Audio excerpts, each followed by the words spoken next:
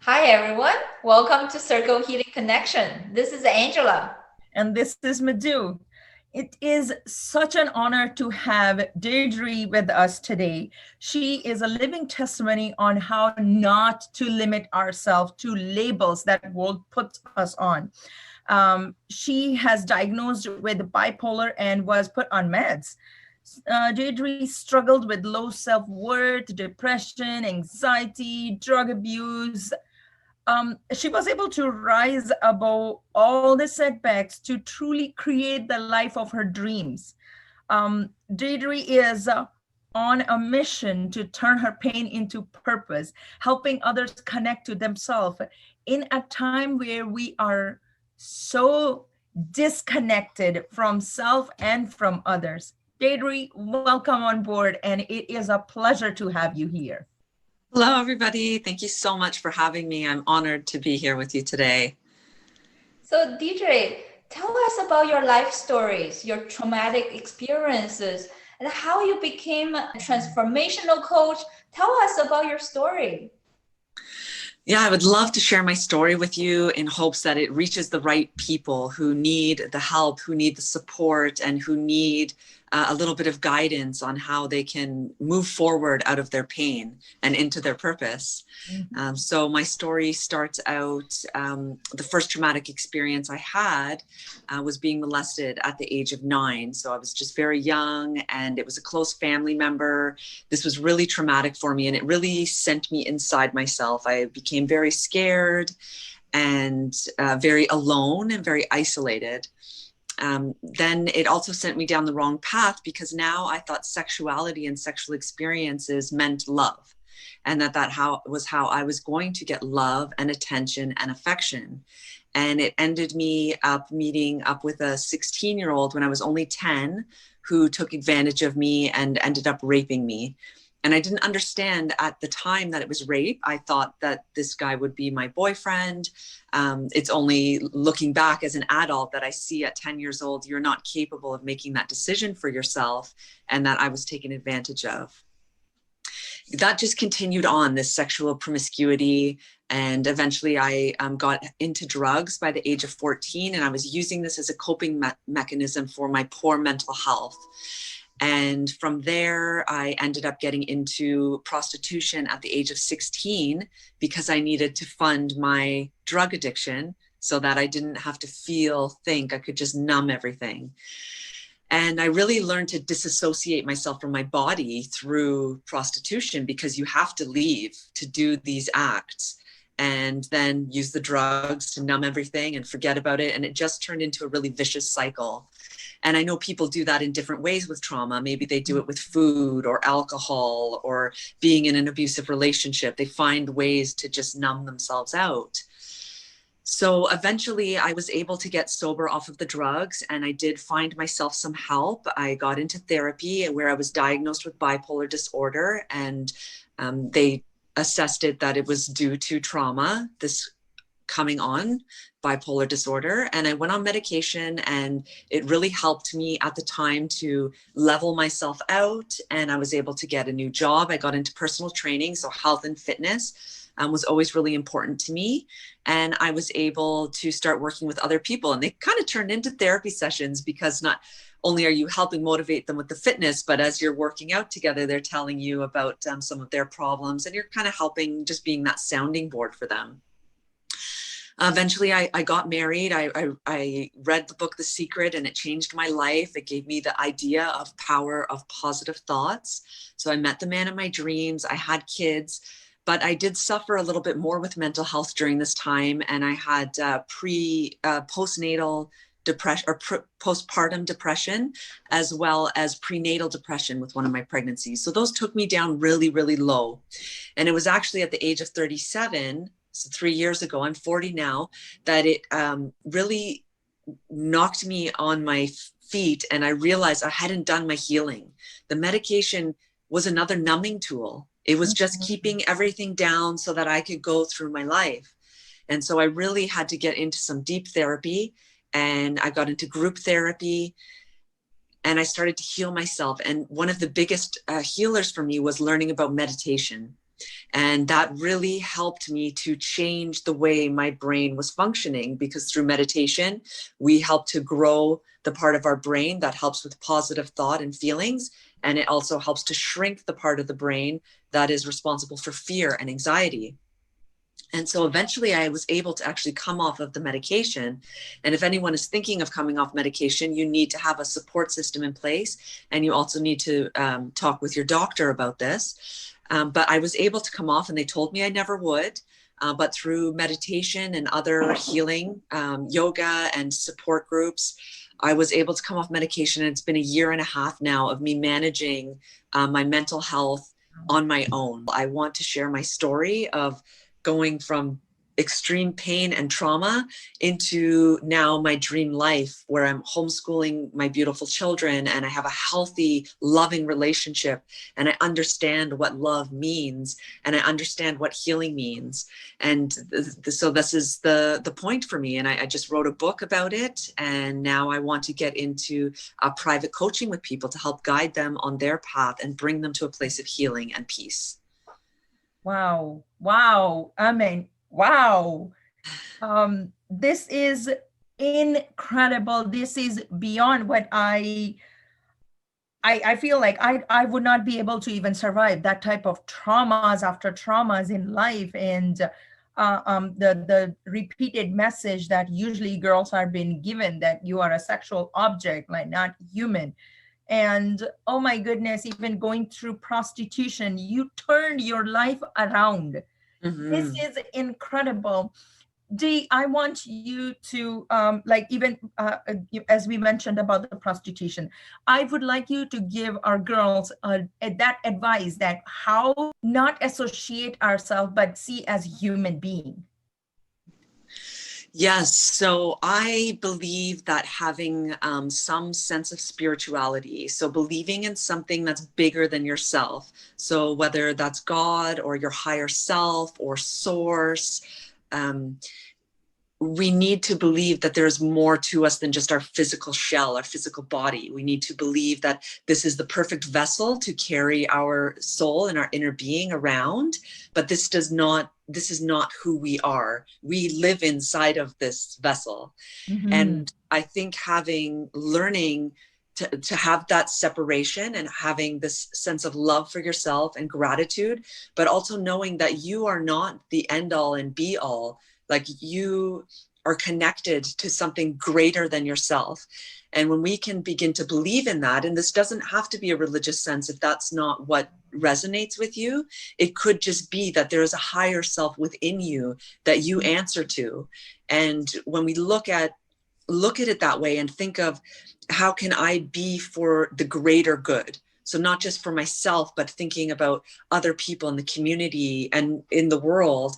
If you think of us as all being connected, and just having that idea of there's more to me than just this shell, mm-hmm. that can really help someone to heal. And that is what helped me to heal, is connecting to that higher self, that greater good, and having a little sense of spirituality. And it's interesting, I follow the work of Brene Brown. I absolutely love her. If you haven't seen her work yet, she has a Netflix special called Call to Courage, and she shares a beautiful message. And one of the things she says she's found in her research is, of all the people, thousands and thousands of people she interviews, that the one common denominator between the people that live with joy is that they believe in something greater than themselves. Mm-hmm. And so I believe that to have true joy and gratitude, that is where we need to be. And, we can't get sucked into this shell of how we're supposed to look.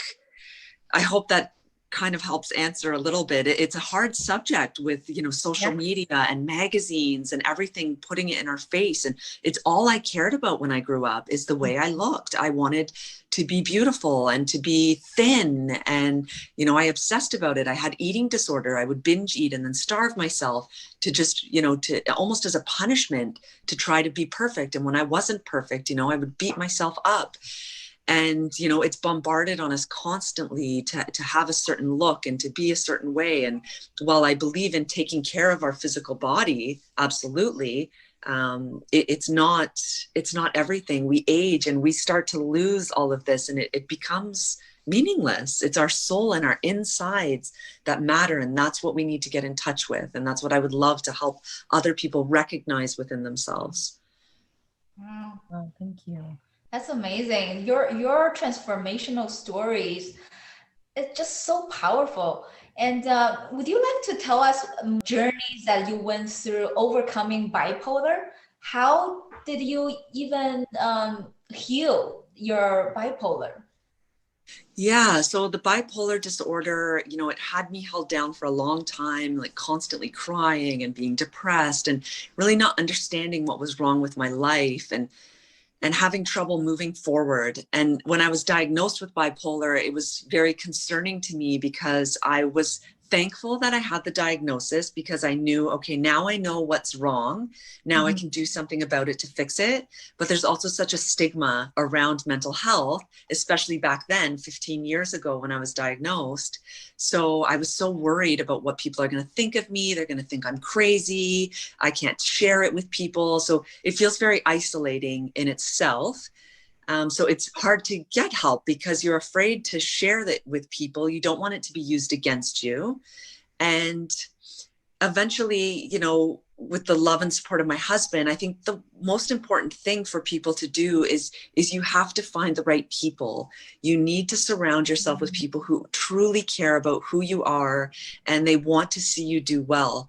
And so, for example, I have a daughter who's 21 years old and she's struggling right now. Life is hard for her. And I can see, like, easily I look at her and I can see the people she has in her life. And I see to myself, I understand why it's hard, because you don't have the support. You think people that are your friends, but they're not the right people. And so we really need to be able to evaluate who is around us. And I think this comes with maturity. And we need to have, that good sounding board, that when we're talking to someone that, they can really sit and listen. They don't have to compare their story to ours, or they don't have to, interject with their own thoughts about it. And so that's important to see who you're talking to and how are they responding to you, and are they really listening? And then, are you in a healthy relationship? If you're in a relationship, it's really important to have a partner that doesn't talk down to you or say that's stupid, or, belittle you in those ways. Because we internalize everything, right? And especially from the ones we love, if they're not speaking to us in a kind way, a gentle way. And one way I like to look at it is, sometimes if my husband and I didn't have great interactions in the past, I would say, would I speak to my best friend the way I am speaking to my husband right now? And a lot of the times I would say, no, I would never talk to her that way. And you can look at it the same way as my husband speaking to me, or wife or partner, in a way that my best friend would speak to me. And, if it's not right, then you need to look into that. So getting into therapy and relationship therapy, like if you have some mental health struggles, you really should be in therapy, in a supportive, with someone in a supportive role for you that can help guide you to learn to communicate in a healthy way. Because usually mental health comes with poor communication, right? We close up, and maybe we have mental health troubles because we've been in abusive situations. So the medication was a big help as well. And then next would be, because that allowed me to learn my coping tools. So my meditation. And with meditation, it's very important. It doesn't work right away. It's a practice. We have to practice it constantly. And so I recommend people do at least 3 weeks of 5 to 10 minutes every day. And that's your starting block. And then from there, you can, you'll start to see some changes. You'll start to feel more calm, more relaxed, like things are more manageable. And having the support of my group therapy and my therapist, I decided, with their guidance as well, I'm going to try coming off my medication, because I feel like things are really stable in my life right now.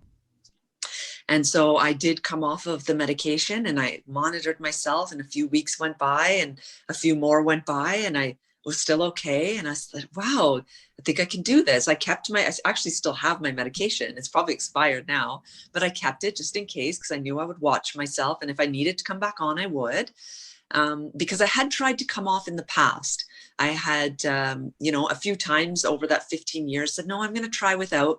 And the anxiety would build, the feelings, right? And that overwhelming doom and loom. And so I would go back on the medication right away. And so, if you come off, you'll feel it. You'll know if you're healed enough to do this. And so it's been in a year and a half for me, and I believe other people can do it. I think if we can have our brain rewired through trauma to have mental health issues, then why couldn't we rewire it back through self-care and through healthy practices, right? If it could go one way, why can't it go back the other? And I believe it can. And I believe that I am living proof that it can. Yes, you are. Yes, you are in all sense. Like you are the living testimony who is like in everybody's face when we say bipolar is one of the biggest things. Once you get diagnosed with it, this is who you are going to be for life. No one even thinks that there could be any other option. And you have proven, yes, there are other options. You don't have to get stuck in those labels, and you don't have to just be what you've been told. You can make your own path. You can rewire yourself for the better one. I really like that. Dee, I want you to actually talk about when people have gone through therapist after therapist and life coach after life coach, but still feel like they are not receiving that help. It's not sort of hitting the spot. What's your advice for those people? Yeah, that really resonates with me because I have been there as well. I've had many therapists throughout my life. I would say 10, maybe, if we go through them all. I had 3 that played a major role in my life. And I believe each person is brought to us to help us get through a certain part, right? So maybe my first therapist let's say there's 10 steps, she helped me get up 2. And then the next therapist helped me get up another step. And then they're all our lessons are learning lessons. So even when they don't resonate with us and we don't connect, well, that's a lesson, because you say, this isn't the right person for me. The way they're coaching me, it doesn't work for me. It doesn't mean they're not good or that they don't work for someone else. It means they don't work for me. So let me try something different, and I'll move to the next person. And that's what I did, is I just moved around until I found that right fit. And the therapist that I still have to this day, I still check in with her once in a while. And she was my right fit because she was very vulnerable. The other therapist I had behaved more as a sounding board. And she was willing to say, I understand what you're going through because I've had similar experiences. And when I saw her sitting there, so proud of herself, so put together, so intelligent, I thought, wow, she did some messed up stuff like I did. But look at her. She's running her own business. She's successful. She's empowering other women. And knowing those deeper, darker parts of her really allowed myself to see the possibilities that I had within myself. And so I believe that each person we meet is a teacher, and they're giving us a lesson. And that's how we have to look at it. Don't try to put some negative spin on it. Just say, this is to get me to the next step. And so just keep moving through, find a new therapist, find a new life coach, and you'll find the perfect fit. Just don't give up, and ask for help. Your higher self, source, God, ask them, come in and help me find the right person to bring me peace and to help me move into my new purpose. Wow, isn't this just powerful? Seek and you will find. Yes. For the viewers, if you would like to book a free session with our Deirdre, please go to our website, circlehc.org, or the link below, and you will get some transformational experience from Deirdre's coaching session. Thank you all for watching. Bye for now. Bye-bye. Bye.